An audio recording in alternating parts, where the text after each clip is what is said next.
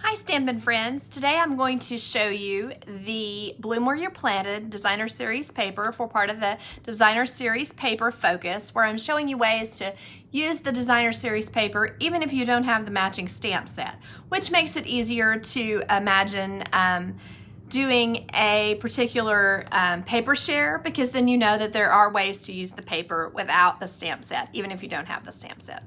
So, especially when you just have a sampling of the paper, like what's in a share.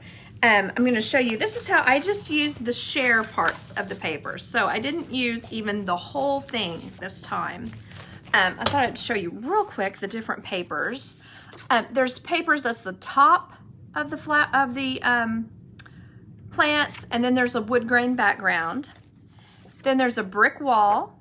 The background is like a floral dark foliage type pattern.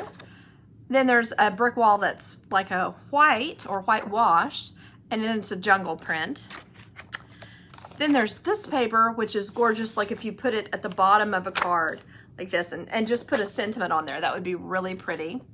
And the back side is just kind of a texture. So the papers, then what I did was cut them out, and I just made them into as if I had the dies, so that I could kind of see how I was going to do that. So let me show you real quick. I put this together just kind of quickly. I thought that it would be pretty to have these nice brick backgrounds on the cards. And some of what is in the paper is a completely potted plant. And so what I wanted to do was put the potted plants on here in a little cluster. I thought that could be cute, kind of like that. Then I also thought, well, what do we do with the edge? Sometimes we have one that's really nice, but then a little bit is cut off on the edge. So what I did was cut around this, and then just leaving this edge, I thought it could still look really nice. Just put in the back here and covered up with the other plants. Let's see, let me turn it where you can see, I'm sorry.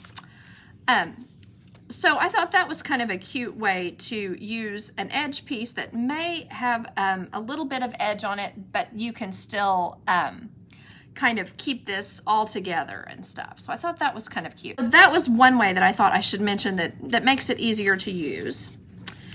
Then when you have, the stamp part, there is a pot, and then there's also some little toppers.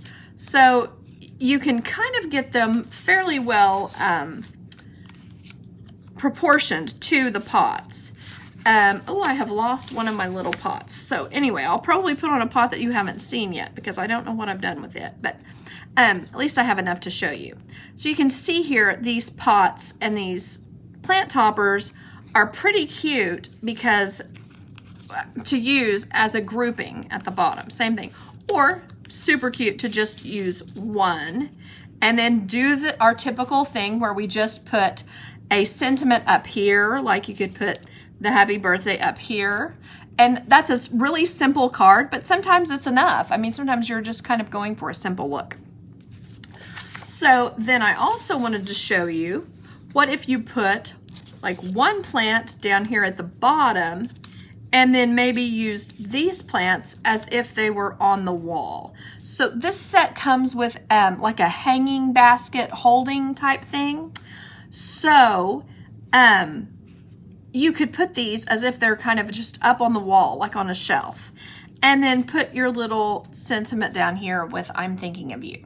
So you can see that this is a really simple way to use these. You could use any of the backgrounds, just about. I mean, you could have put that as the background. You could use this as a background. But these walls, I think, just make it really easy to imagine what you're doing with that. So, oh, here's my other.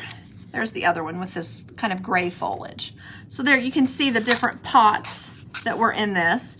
And they would be really cute just in a little grouping down here at the bottom as well. So you could kind of see that just the little bit of cutting that I did. What did I cut? 1, 2, 3, 4, 5, 6, 7, 8, 9. 9 things that you can see here.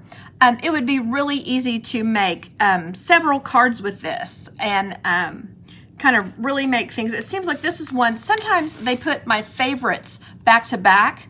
But it seems like this time, the backgrounds here, I wouldn't necessarily cut them out, so they make great background pieces, whereas the ones I would definitely cut out, I wouldn't necessarily use the back by itself because it's a little bit light. You know, I mean, it'd be fine if you wanted to do the, you know, the little turn down thing, it would be totally fine, but you can see that that would be really easy to just cut these out and make lots of cute little cards. So it's a good way to use some of the paper that you may have and not have a plan for.